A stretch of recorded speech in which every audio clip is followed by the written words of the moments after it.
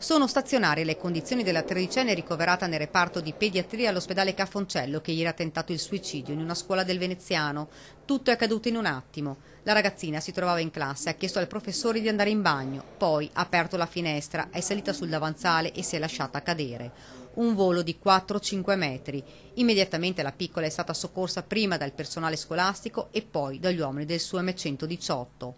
La ragazzina ha subito una grave frattura all'anca e delle lesioni alle vertebre. Cosa abbia spinto la ragazzina ad un gesto tanto estremo è ora da chiarire. Immediate le indagini dei carabinieri.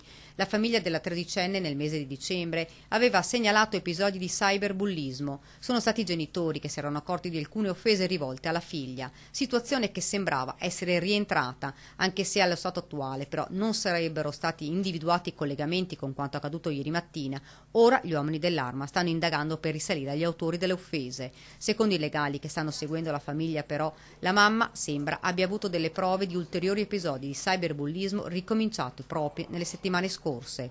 Una situazione delicatissima al vaglio delle forze dell'ordine. La notizia si è subito allargata a macchia d'olio. La ragazza non era seguita dai servizi sociali, dichiara il sindaco, e sulle motivazioni dell'accaduto sono in corso indagini. L'importante è che non sia successo l'irreparabile e se ci sarà bisogno del nostro aiuto siamo pronti ad intervenire in suo sostegno.